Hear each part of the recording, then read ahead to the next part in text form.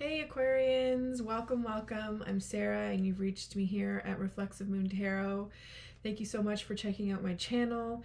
So I had begun this and was interrupted, not in a bad way, just had to reset the stream, and so I wanted to stick with the cards that we had initially drawn because I feel like I've really, already tuned into like the energies right now. So we drew a card with the Adorabizzle Oracle deck and we pulled the Lampad card, and it speaks to companionship, and it's a very airy Gemini slash lovers type of oracle card here.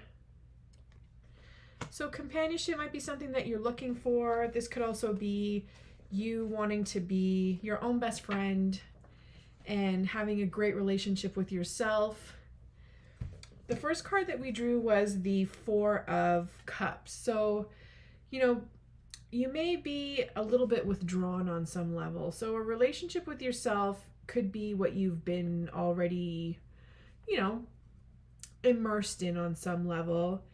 And, you might have been, or you may be feeling like you're withdrawn, almost cold, but I don't know. I really like to look at the Four of Cups as a self-care card, because despite being withdrawn and indifferent almost when it comes to this card, it's out of necessity, it's out of survival. You may have been overwhelmed with something on some level. This can also speak to complacency, but I really feel like this is one of those times where the card actually indicates a period of self-care, of not really being bothered with anything because you don't have the energy for it. You're holding on to your energy for the purpose of making sure that you can sustain it.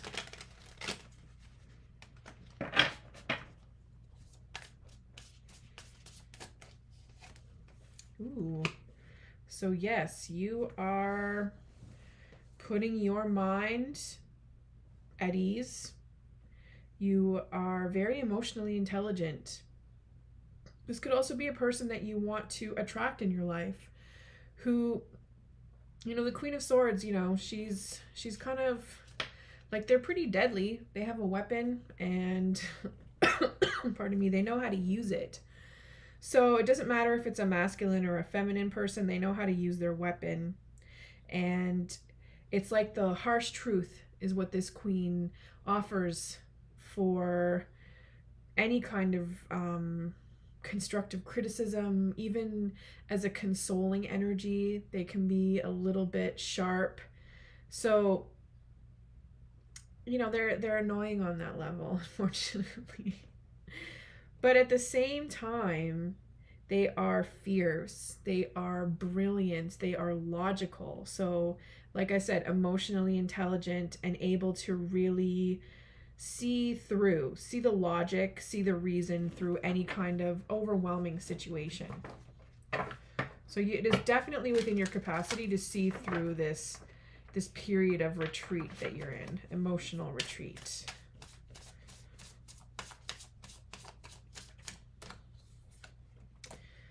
And, career is also hanging out here.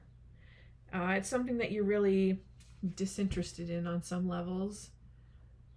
But it's also, you're doing the work, you're putting the work in, and you're watching it grow. But it seems like a very slow process, and you may be, feeling impatient overall.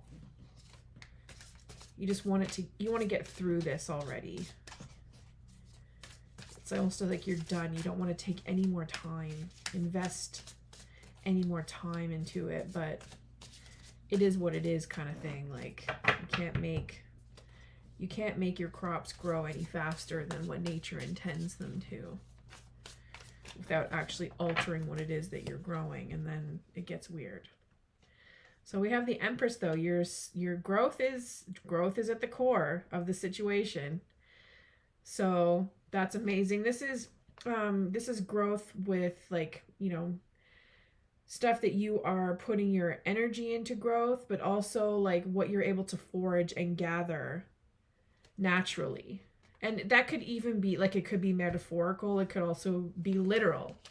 You know, maybe you're into plants and herbs and foraging, and that's your jam, and you're pretty cool on account of that, I'll say. So let's see. Here we have, you know, you're really having a good time with what it is that you enjoy. In the past, you really, you know, you had a very active social life, some very close friends, and able to celebrate and see through any differences that you may have. So just abundantly enjoying life was, you know, is something that you've really been able to connect with in the recent past. So maybe you've grown you know, you've upped your game on appreciating life and the joy that it has to offer. This could also be you've really discovered how much you find joy in foraging, perhaps, in, you know, simple things, and also what may seem to be boring, like the mundane. But either way, like, your ideas are real, and you're just full of life. So that's amazing. The cycle of Venus may mean something to you as well. It may be significant, 9-month period, gestating an idea or creative project, or even a human.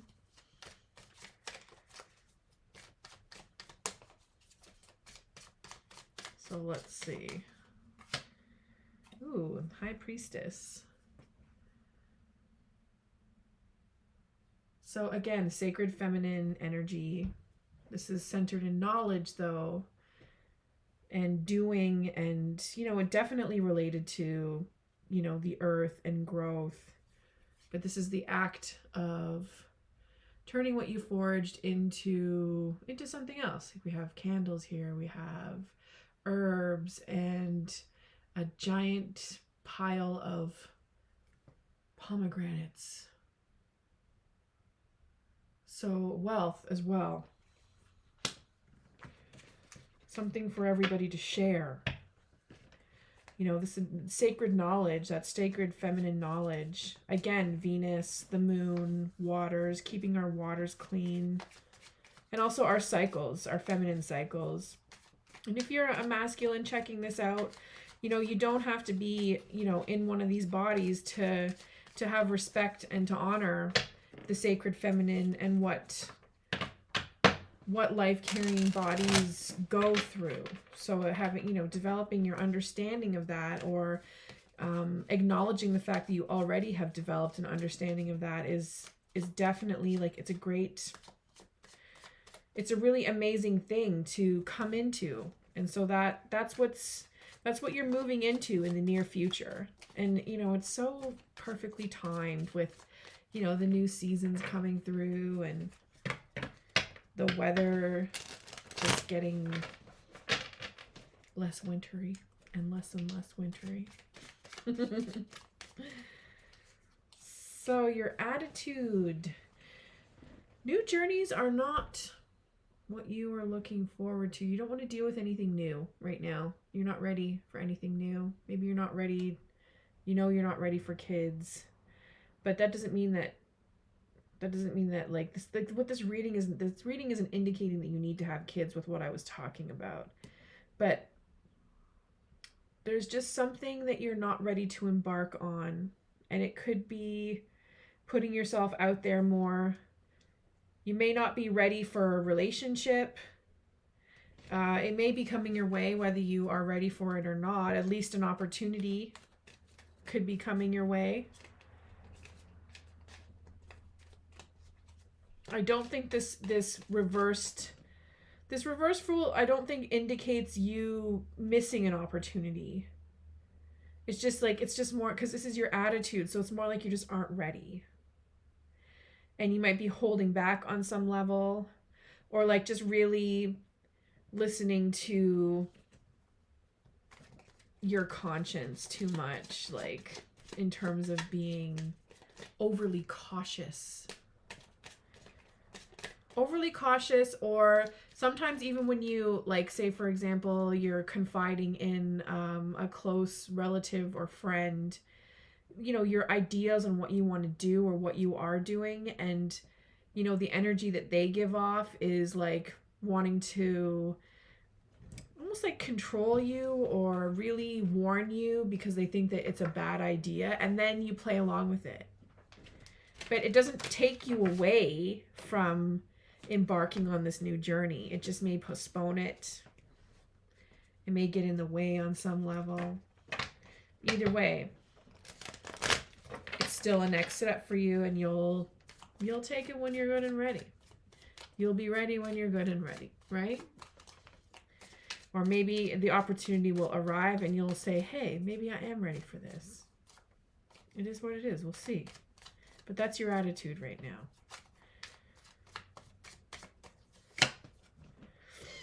And the way that others see you is, interestingly,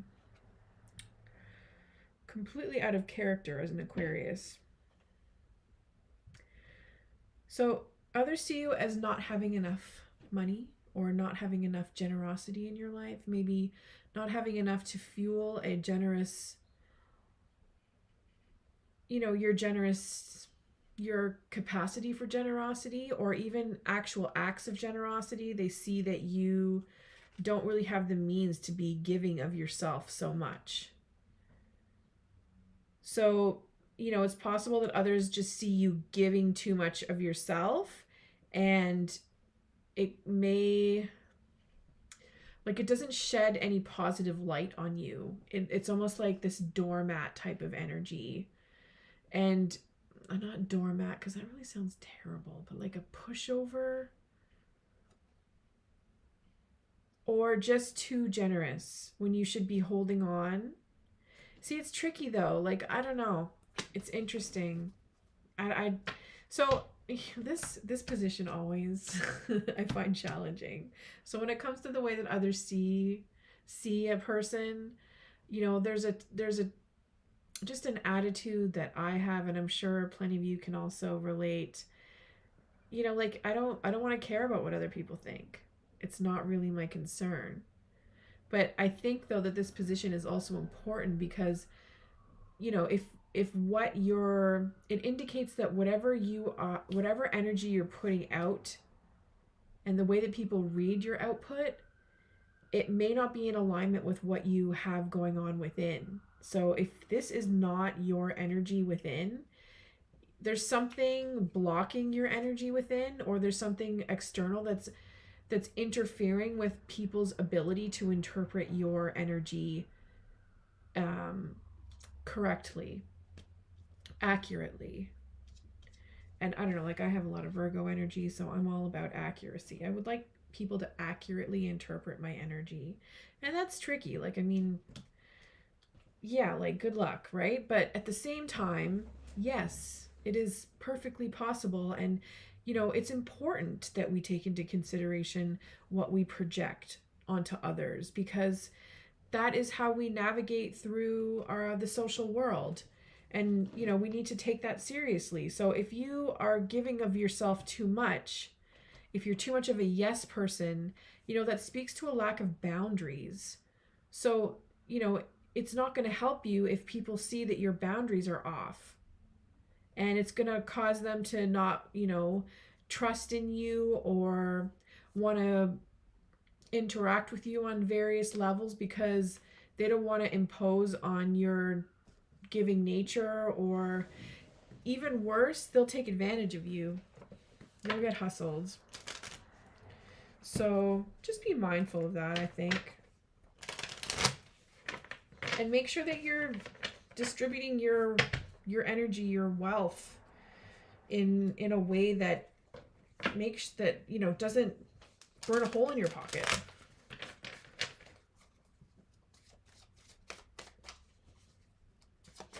You got to take care of yourself first before you take care of others. That's like self-care 101. And then we have the Page of Wands. So this is what you're hoping to learn, how to activate this taking care of yourself in your home, activating your personal health and well-being goals, learning how to plan and distribute or designate the tasks, and also not just designate, but asking for help, the right kind of help, like that life skills kind of help. So maybe you want to check in with a life coach who is in alignment with your values, and this could very well be that person who's doing that peer on peer type of motivation. There's all kinds of really great folks out there. There's organizations as well. So mentoring, maybe you even also want to become a mentor, a peering mentor. Because, that's how you learn. That's how you learn. It's how you create connections with people. And yeah, I don't know. Like there's just, maybe you hope to travel as well, to go to places. I see here, this looks like the Golden Gate. No, it could also be like the Brooklyn, but I don't know. Either way, travel and adaptability as well is what the Page of Wands is learning. Learning how to adapt and stay on track with their goals. Adapting to their surroundings. It's very apocalyptic scene. Okay.